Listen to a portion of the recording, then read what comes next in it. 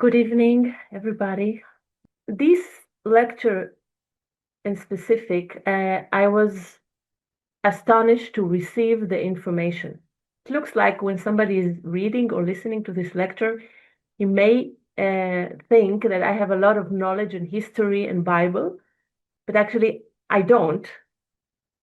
And the lecture is not a result of studying, it's just like receiving the information. So I wrote the information that was coming to me. Sometimes I was checking with ChatGPT whether the information I'm receiving is correct. And yes, for example, that Nebuchadnezzar, the king of Babylon, that he was named by the Bible as servant. And the information, when I was writing it, was told me that yes, it is strange that this evil king received the same title of Moses and the greatest prophet. So I went to check this in ChatGPT and it was right.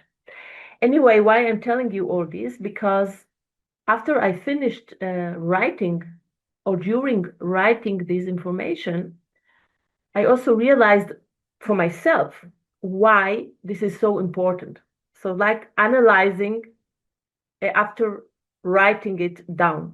So the first thing I understood that this information was given to me because for all of us, it is much easier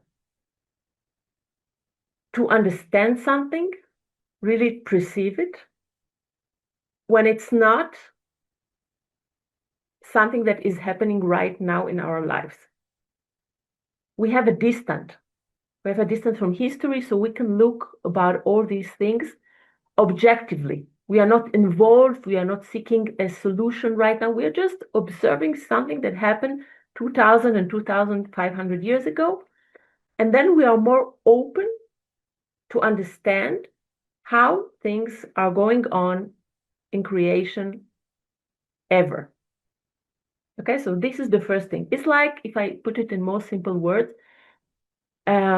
Jesus taught us that when we look at other person fail or defects, it is easier for us to understand what are the failures and defects we have.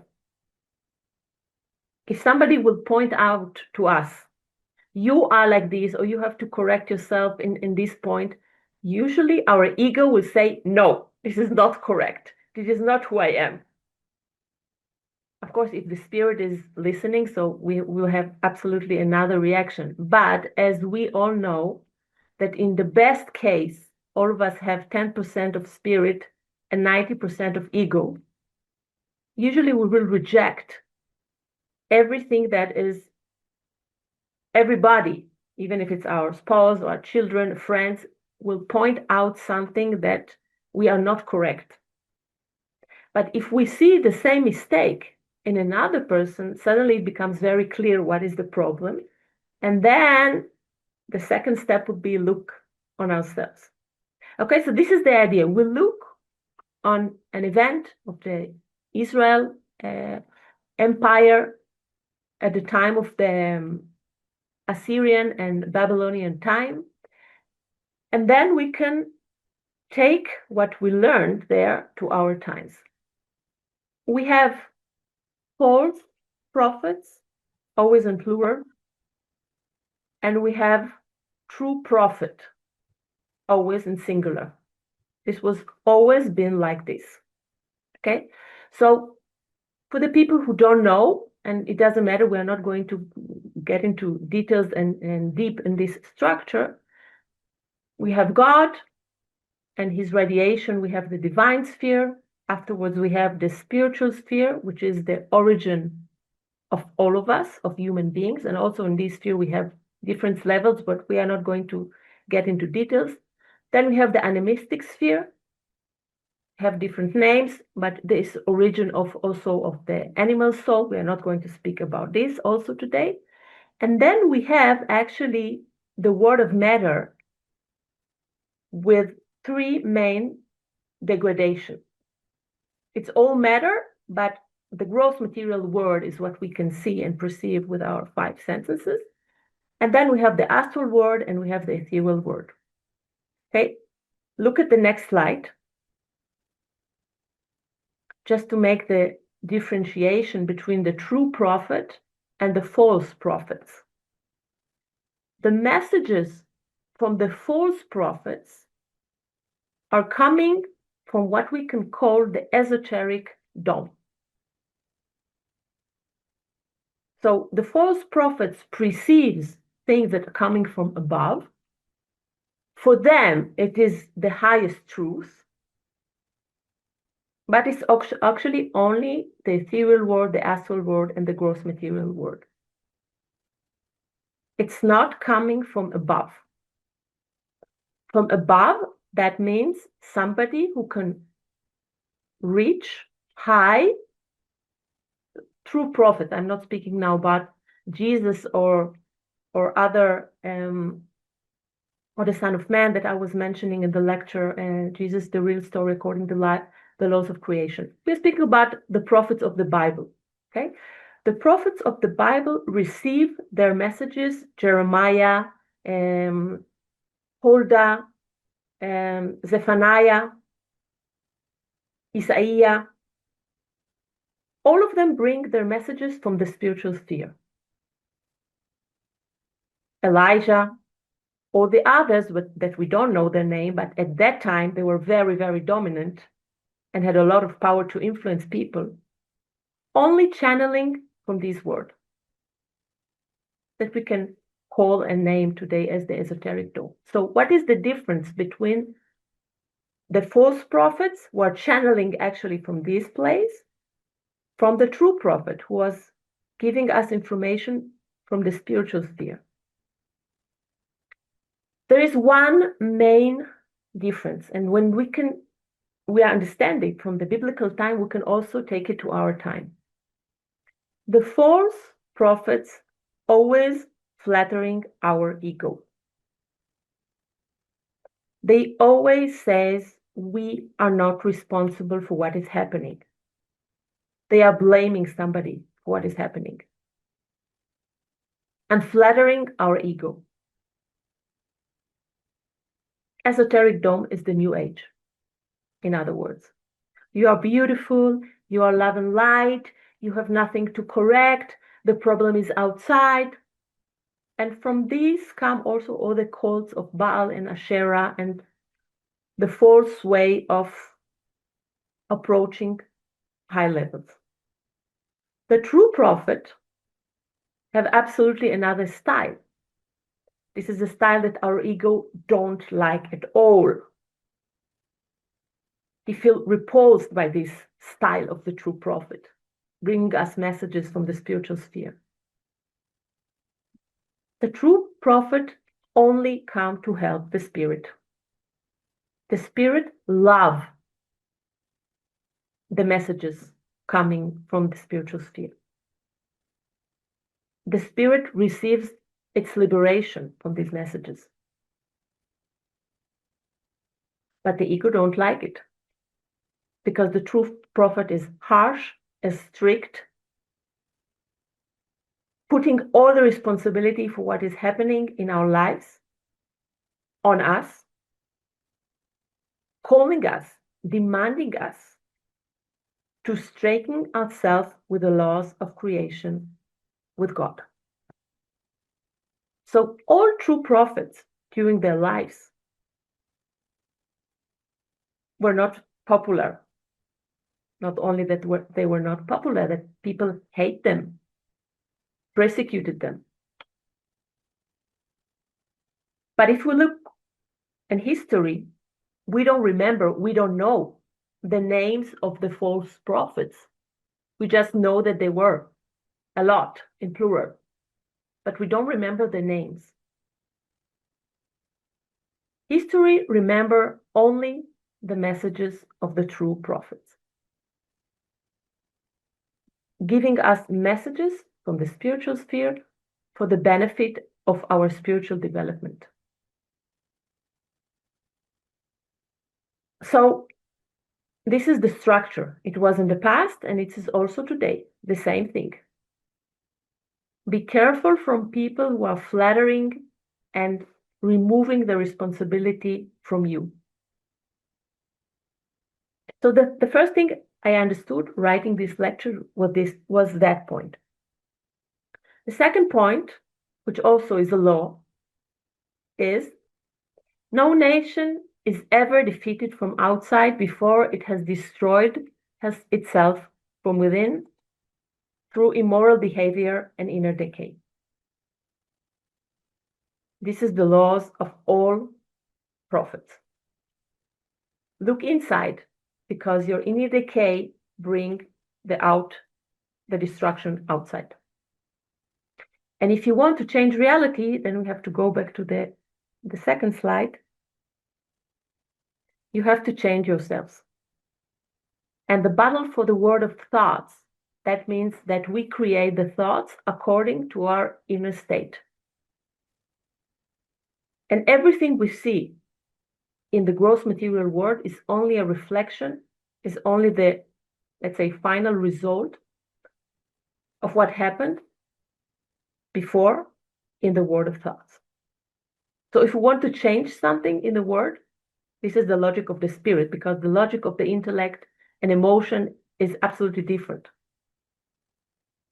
The emotion feels uncomfortable with the situation and they want a solution, something we have to do, something we can do now. We go to protest, we do something. The ego cannot support this situation. But the spirit knows that we have to be, not to do. If we are going to be in the correct place, we change the reality. And if we do not, the reality will be only worse and worse and worse. So the logic of the prophets is absolutely aligned to the logic of the intellect. I mean, the world is collapsing. In Israel, there's a war now. Los Angeles, there are protests. The world is boiling. And the intellect wants to do something. The intellect says, okay, we are going to see spiritual classes. We are going to speak about changing ourselves from within. But it cannot help. It cannot help. It's only nice, but it's not effective. 90% ego. This is why we do not believe, we cannot understand, we cannot perceive that only the inner change can help shape the reality. And then I saw something which is very, very interesting. And we could take it also to our days and society for our days. In the lecture, we see that there are 5 forces in society. Let's look at them. We have the true prophet, and each generation have usually one true prophet. And the role of the true prophet is only to describe what is really going on and what we must change if we want to save ourselves. The prophet is not a leader. He cannot lead the world. He can only say what he sees from above and giving us warnings and guidance. Then we have another figure, which is the righteous man or the righteous person. In the lecture, we see that the prophet says that society is sustained by the righteous person or the righteous people, not on people who go and protest against these and these, doing things. And what is the characteristic of this righteous man? The righteous man is a person, a man or a woman that have no ego. very, very difficult to understand that exist people with this characteristic, but they are without ego. They also have no experiences of evil things that they have to correct. They are channeling the power of God automatically, and this is why they sustain society and the world. They do not even aware that they are doing it. We may also say that they are naive. But their purity is that thing that sustains society. And if we don't have them, these hidden people, everything will collapse. But again, similarly to the prophet, the righteous man or the righteous woman, they cannot lead to any difference in society because they are not leaders. They cannot speak, they cannot explain. As I said before, they don't have even the experience of evil. So they cannot help. They are just sustaining the world. Okay? True prophet, righteous, and then we are entering to the spiritual leadership. The most important thing in shaping society future. I think many of the people that are in the school, I hope a lot of people in the school, actually belongs to this group. Okay, these are people who supposed to understand the guidance of the true prophet. They supposed to understand what does it mean to channel the power from the light. They supposed to do the inner purification, and they also supposed to have the capacity and the ability to explain what is the role of the prophet and what is the role of the righteous. When this group is failing, everything that comes below necessarily will fail also. So if we go to the lecture, we see that at that time, the priestess in the old temple of Jerusalem, they were the one who should have act as the spiritual leadership of the people of Israel. Listening to Jeremiah, Zephaniah, Huldah, Isaiah, Ezekiel, I hope I pronounce all the names correctly, seeking and protecting the righteous people and channeling the power according to the will of the light, according to the will of God. But they failed. They were very close to the power, and they channeled the power to idolatry. And then the fourth group, which is the political leadership, can do nothing but only bring destruction. Because the political leadership, it may sound crazy to us now in our days. What can we do to affect Trump and Putin? For the intellect, it's a crazy idea. The intellect can never accept it.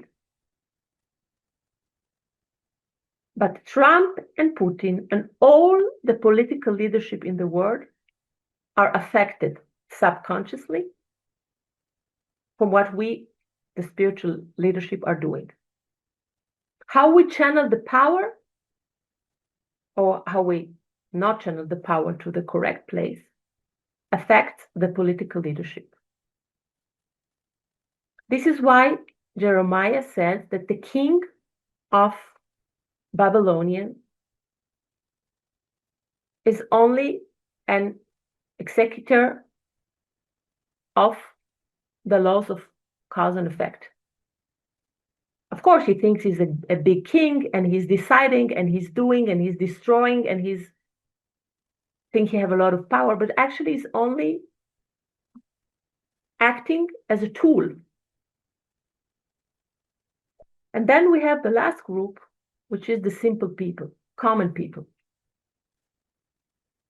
We cannot demand from common people to act in a different way or to understand things if the spiritual leadership is not doing it. Usually the tendency, at least in Israel, is to look at the common people and to say they are stupid, they don't understand anything, they are doing everything not correct. Or people who have like spiritual arrogance look at common people and say they are stupid. Because of them, we have all the problems. Oh, they do not merit to have any help from the light. But they can do nothing. They need the spiritual leadership. So writing this lecture, I understood better, also for myself, because of this perspective, that this is the role of the Alma School for Humanity. This is why we are doing what we are doing. We have to find the spiritual leadership of the world and together adjust ourselves to the guidance of the true prophet. Only then something can be different in the world. So it's our responsibility.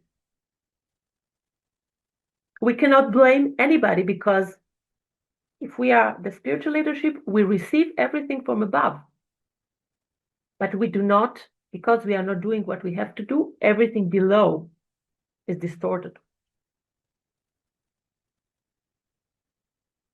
Just a thought that I had today, really, really fresh, concerning this. I'm sure many will identify themselves with what I'm going to say now. When we understand this point, we can come sometime to a very, to be desperate. If we truly observe ourselves, we see how many things we still have to clean and we still have to purify, and how many times we still fall to the ego and the intellect and the emotion.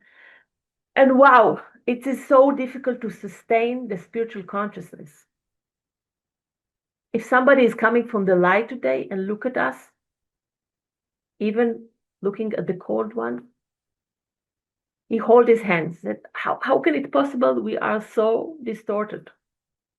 And this can bring us wrongly to be desperate and to think, okay, we understood it is our role, but we are very far from there. And here we must be very careful, because this thought, okay, we are totally distorted and there is no hope, and maybe we have to wait 40 years in the desert and maybe come a new generation because we are doing everything not right. This is a very dangerous thought because it brings us to fall. So the thing that I'm doing with myself, maybe you can, would you like to take it as advice for yourself? You can also take it for free. I try to look at the 10% of my spiritual consciousness and focus on this. 90% I'm not correct. But if I'm focusing on the thing that I'm not correct, I will be desperate. So I'm trying to look on the thing that I'm advancing, that I'm every day a little better.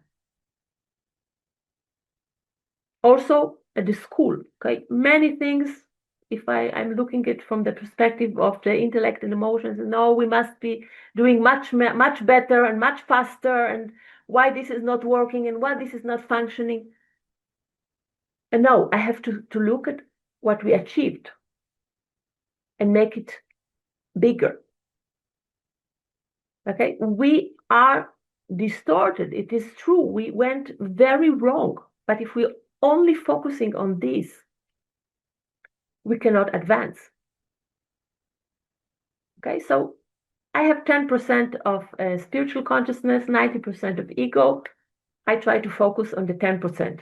And this is an advice that I would like to give all of you, as I said before, free. We have this responsibility, but we have a lot to do. And every day, this is another thing that is connected to the 10%. I try to focus on every day and to see how I advance in this day. Of course, we have plans next week, tomorrow, next month, but before I go to sleep, I try to focus only on the things that was happening in this day and to say, okay, this day I advanced a little bit as a wife, as a mother, as a friend, as a teacher. The school is advancing a little bit more, focusing on this, and then say, thank you, God, go to sleep, wake up the next day, doing the same. The next thing that was really, really clear while writing this lecture was to see that the bad guys in history or the bad guys in our lives are nothing more as tools to bring about the justice. They're just tools in the big chessboard of the laws of creation. The laws of creation use empires to serve as the executors of the law of cause and effect. I don't know if you remember the story that I was telling about the 8,000 euro. You remember this story? It's a very simple story.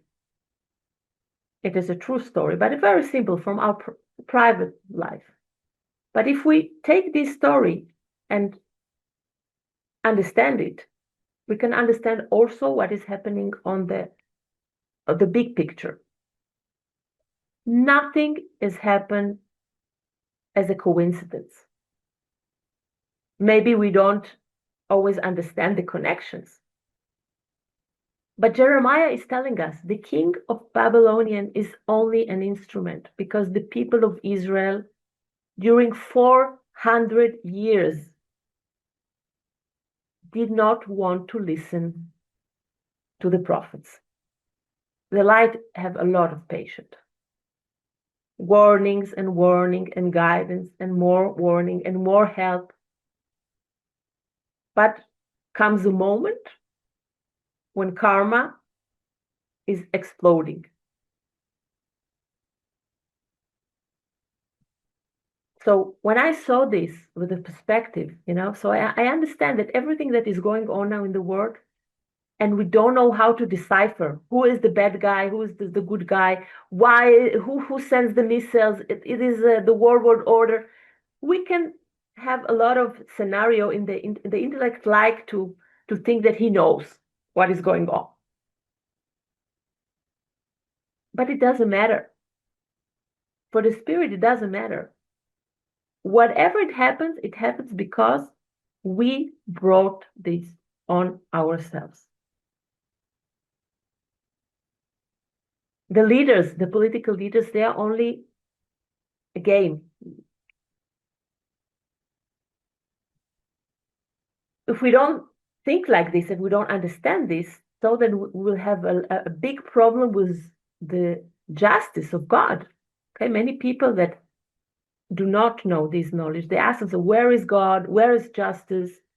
Why God is not intervene in this and help us? God is not acting on a personal level. I think all of you know already that the will of God is presented in the laws, and the laws are automatic, and the laws never fail. So if something is happening, it's because in one moment or another, personally or as a nation or as humanity as whole, we put the seed to it. So we cannot complain. We just have to understand, okay, we must change reality. And even though it's a long way, it's the only thing actually that we can do.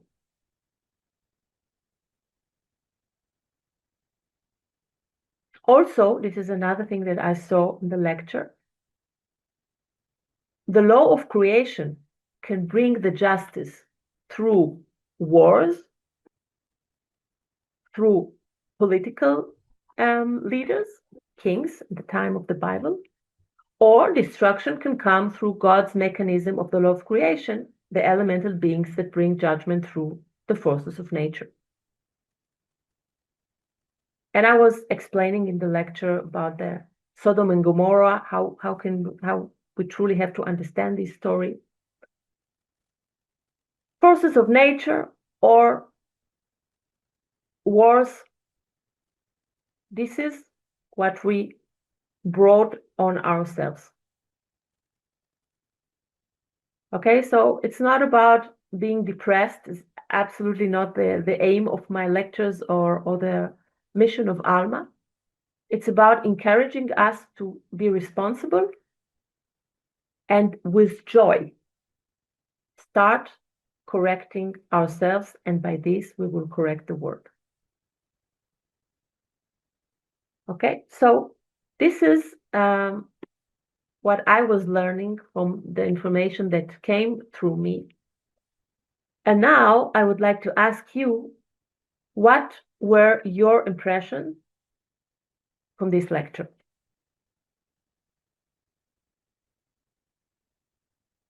Feel free to share your insights and your questions. Okay? I was impressed to begin to understand that to change myself could go so far as to change a political and a world situation. Mm-hmm. That is really what struck me innerly, that my change could have such a broad impact, and I was happy and also I tried to understand my responsibility in the situation of the world. Yes. This is what this conference gave me. My change can really contribute to world peace, my energy. Mm-hmm. Yes. Thank you. Thank you. We must remember that only the spirit understands this logic. Every time our consciousness is changing to the intellect or the emotions, and I speak a lot about it in the course Let My Spirit Go. So if you did not have the experience in this course, so I invite you to do it. We have three consciousnesses. Actually, we should have only one, only spiritual consciousness, but we have three. And these three are changing because we are distorted. So if one day I'm looking at my life or the world from the perspective of the spirit, remember the glasses that we have in the beginning of the lecture?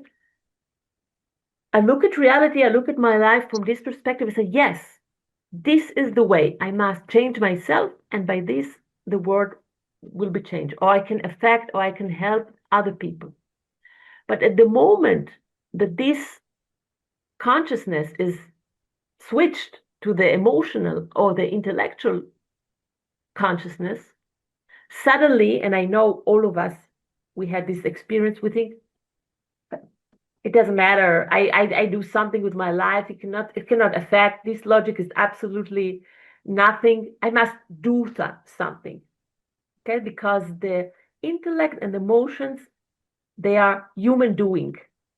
When we have the glasses of the intellect and emotions, we are human doing. We must do something. And the consciousness of the spirit is human being. We just have to be. So we have to go back and be human being. This is according to the spiritual consciousness, and stop being human doing according to the intellect and the emotional consciousness. At least I have this experience, because I also like to do things. And when my spirit is not focused, I start do, and I'm sure that I'm doing it for the light, but it's not. So we have to be very aware, yes, that what we do, and we do things, and we have to use our intellect. Without my intellect, I cannot write this lecture, I cannot speak now. But the perspective of how we look at things must be of a human being. That means from the spiritual perspective. As I understood with the lecture in reading the article and everything, so it would be right to say that if somebody is part of this leadership, this person is a little bit closer to the truth, and also that whatever this person does in her or his own life will have repercussions all over the world. Yeah, this is what we see from the history that time. The spiritual, the prophets, they did not speak about the spiritual, the political leadership. This is what we do today. This leader is good, this leader is not good, this person is corrupt, the other person. We only speak about the political leadership, because we think, or better say, the intellect think they are ruling the world. And the prophet, they said, Nebuchadnezzar is only a tool. He's not the point here. They also did not speak about the common people. They addressed their severe criticism only for the spiritual leadership, because they knew that this group shape history. They were very, very severe with the priests, which is in our day the cold ones. He also spoke in the last chapter of this conference is about the 444,000 human spirit, that the book of Revelation is telling us that this group is the spiritual leadership. So what we see today in the world is a reflection of, I would not say failure, because I also said before, if we are judging ourselves and criticizing ourselves, it will pull us down. It is not helpful. Better look at 10% that we are spiritual, and then we have 20% and joining forces, but it is us. Society is a reflection of how the cold people are standing. So, for example, I go on the street of Germany here. Right now I'm in Germany, and I look at women on the street. And mostly or usually they are not radiant something which is feminine or beauty or something noble, as women should have been according to the plan of creation. So I know that we, the spiritual leader, we are not standing correct as women. This is why these women are looking like this. We cannot blame them. We just have to stand correct, all of us. Just giving an example now about womanhood. If we read the descriptions, Rosalind von Zatz from Brazil, and she had the capacity to describe ancient times. I would speak about her in more details in my next conferences, which is the agenda of Lucifer. And she describes women in ancient times, millions years ago. Well, the description is overwhelming. And we compare it to how women look today all over the world. So we see that the leadership, spiritual leadership of women is not standing where it should stand. So we have nothing to blame or to what to say to protest against the politician and the normal people. Everything that we see which is not correct, it means that we do not stand correct. We do not break the esoteric dome that the false prophets created, so that the light will be able to penetrate, and also simple people will be able to understand. Simple people cannot understand what is happening in the world. They don't have the capacity to do it. But if we do it, we are pioneers of spiritual consciousness. Then other people, I'm not saying everybody, because we know we cannot save everybody, but a large numbers, we're speaking about some millions all over the world, can be saved through us.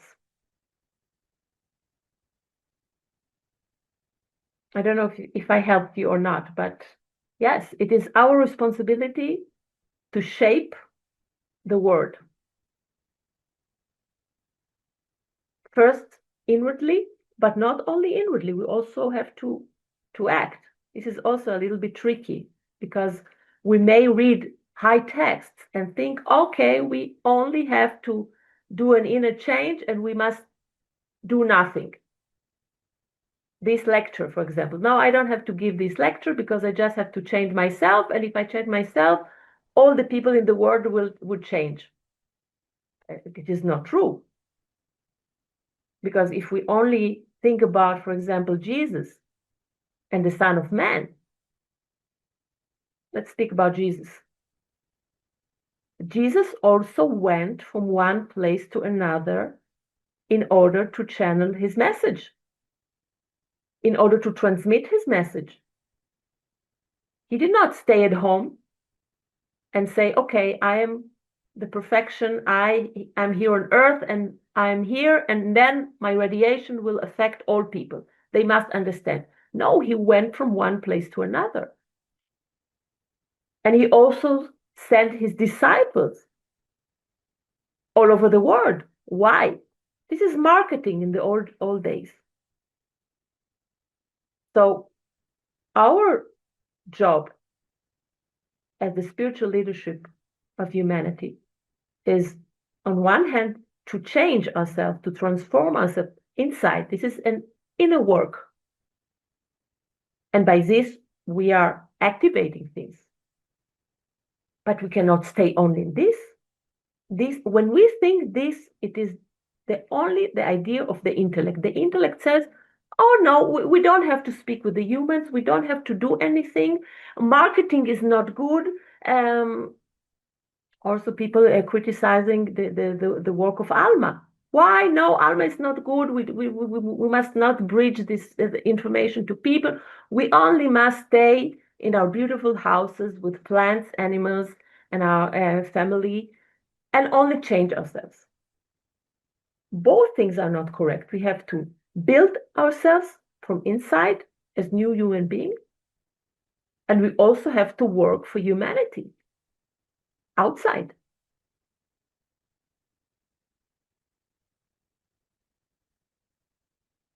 Only the right combination is effective.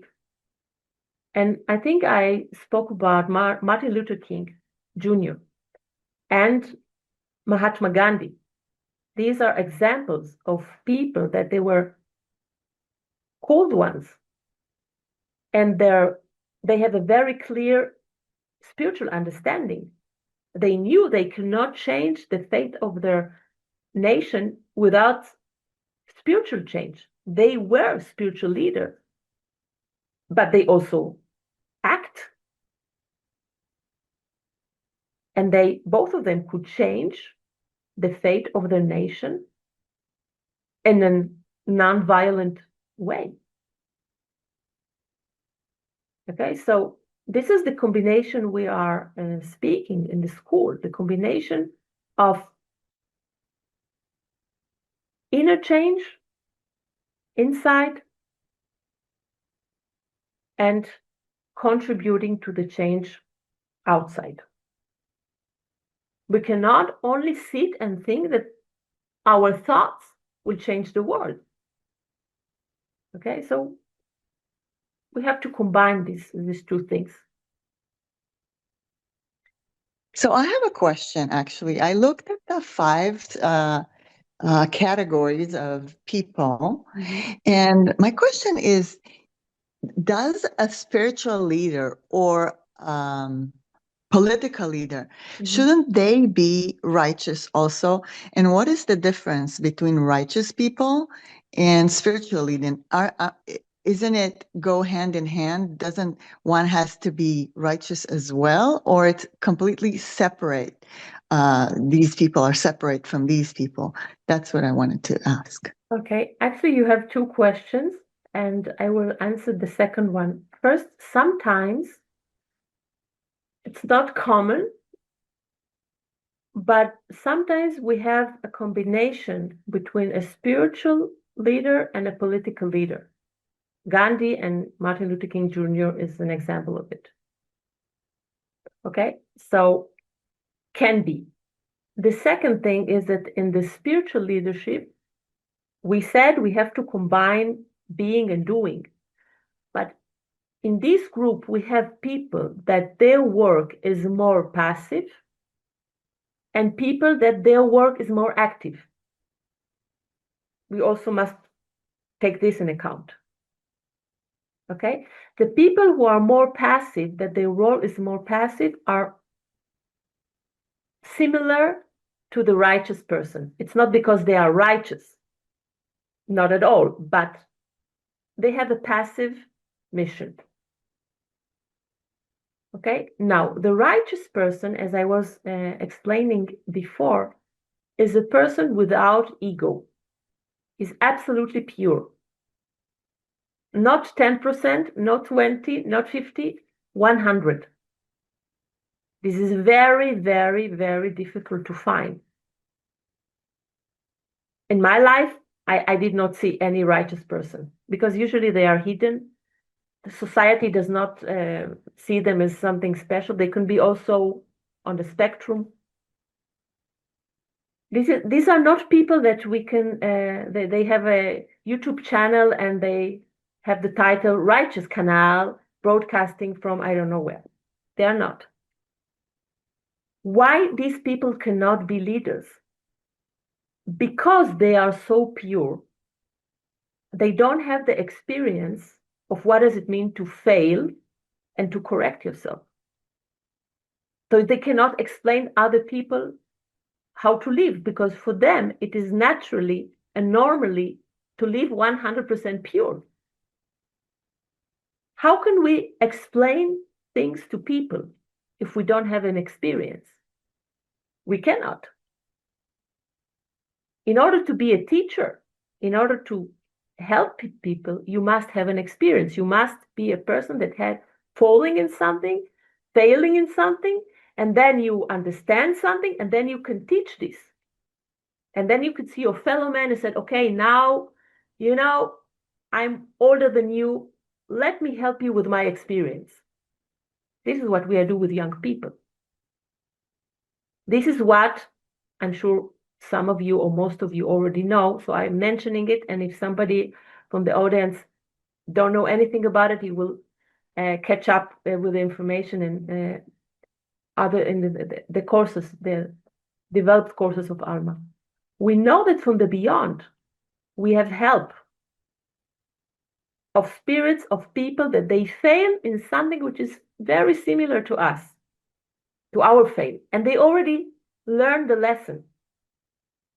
And they are attracted to us in order to guide us and to help us, and even help us to avoid the same mistake that they had. And if we listen to them, we develop the capacity to listen to this guidance, it is great, but they can be our guide. There are different kinds of guidance, but just speaking about spirits, now that failed and now they are guiding us. They can guide us only because they failed and they understand. And we need these experiences. Also, the Son of Man. I will not speak about him in details, but he had to experience many things in order to understand humanity and then to explain us things. So the prophet and the spiritual leaders are human spirits that had to go through failure in order to understand, in order to explain. The righteous person is pure. He doesn't understand society. He doesn't understand ego. He cannot speak. He's only here in order to channel the power from the light in the fluent way. We do not do this because we receive the power and it's stuck because the ego stuck the power. This is what we have to change. But do you understand now the difference? Okay, we must, it is our goal to be 100% pure, but we only have 10%. This is the reality, okay? So we must go on and on, but because we have so many fails, we can explain things to other people. Okay, and each one of us, and I think most of us already experience this, that somebody is coming and asking for our help, whether we are a therapist or somebody, and we're thinking to ourselves, it cannot be that this person is asking this question because it is exactly my experience in life. Maybe divorce or problem with the children or a disease. We have the experience, and now somebody is coming and asking help, and he don't know it. It's only the laws which make this attraction. So the more we are rich in experiences, the more we can help people. And the more we know high texts, but only read it, and come somebody and ask for help, and we open page number 252, and start reading to this person what is written in the book. Many people think this is the way to help people. And then they are astonished why all people are actually running away from them. Because they only give them intellectual information. They cannot give them life experience. When you have experience in life, you don't need a book. You have it, it is yours. Actually, only when we experience something, it's ours. Otherwise, it's like something in the book that we have to remember where it was written. So this is why we have to have experiences, because without them, we cannot help other people. And this is why we also have to be grateful for every experience we have in life. There is no bad experience. There is no such a thing as a bad experience. It's bad if we do not learn from it, if we don't take anything from it. But all the experiences are good because when we transform them, we can be helpful for humans.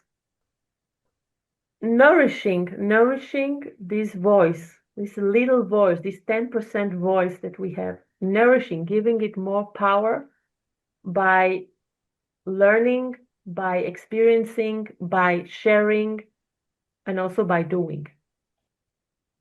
And I think that the voice of the Spirit is, at least as I perceive it and experience this, is the voice of hope, is creative,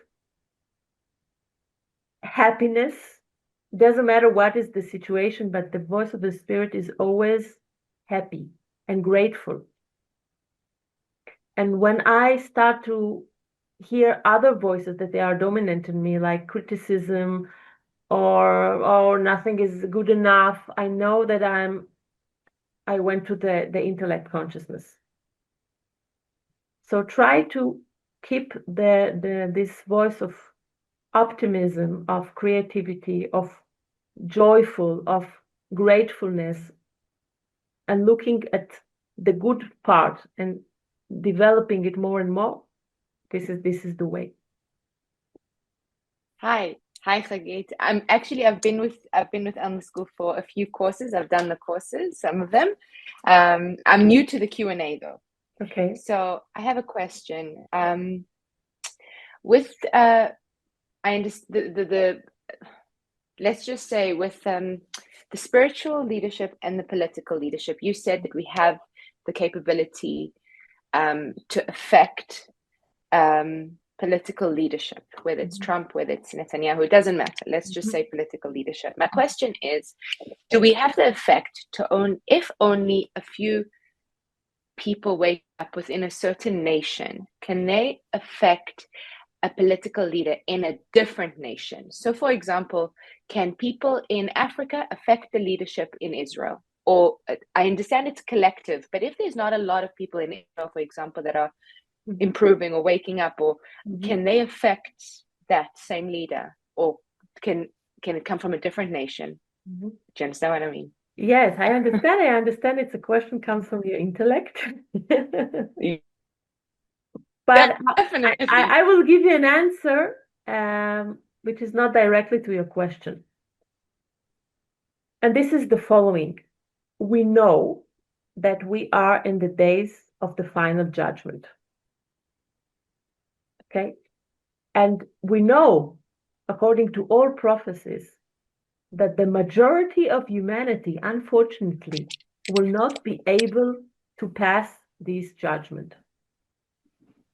So we cannot expect that changing the world or influencing the world means that tomorrow we will wake up and everything will be okay, and we can go shopping, and we can go traveling, and we can have our lives as they were before. Because this is the wish of the wrong consciousnesses. The intellect and emotions want their life back as it was. It was the grave for the spirit, but the intellect and emotions, they're happy. As long as I have enough money and I'm healthy and my family is good, I have no problems. I don't ask any questions and I'm not seeking anything. Usually this is the situation. So what we are working for spiritually, the spiritual leadership should not work and expect that the world will be as it was before. We are working in order that the world will change completely, and we know it will bring suffering to the body, to the spiritual, to the intellect, and to the emotions, and to the ego. The ego don't like it. And we also know we cannot help all people. So we must look at everything that is coming from the spiritual perspective, not from the intellectual and emotional perspective. And then we understand also that without suffering, unfortunately, that was not the plan of God. The people will not wake up without extreme suffering. Without extreme suffering, the people only want to maintain their old lives. The people are protesting and they are angry because they cannot go with what they think is good life. From the perspective of the light, what we call good life is the grave of the spirit. So whatever we do, and we also have to remember another thing, we are not only working to save humanity, we also have to save ourselves. It's not that we are in a perfection situation and now as we are perfect, we will help others. No, we also have to purify ourselves. And it's not going to be easy because we went too far from the right way. So keep your sight that in everything that is coming here, put the glasses of the spirit and look at everything that is happening from this perspective. I don't know if you know or not, but I was waiting 20 years to bring the Allen School to Israel. I was not allowed to do it before the COVID. Why? I knew all these things before. But before an extreme suffering, people are not ready to receive these messages. They said, why should the final judgment, the days of the final, I don't care about this. I want to have good life on the material level. So we also must think of ourselves. Okay, maybe our lives in the economical aspect or material aspect is worse than it was before everything started to be activated. But for our spirit, we are better. We are in a better place. And this is what is important. Do you understand me? I do understand you. Yeah, good. Yeah, thank you. So we must start with ourselves, and then our community, and then our nation. And when we do this, we can start to have interactions with other people from the world. But also the school. The school has students from all over the world, but we cannot build something great in the world if we don't do it in our in our place. Okay. Keep putting the spiritual glasses, and then everything that you see, you understand that it is for the benefit of our spirit. And then we will also have protection and guidance and miracles, even if the old world is now collapsing. So thank you for participating, and see you next time.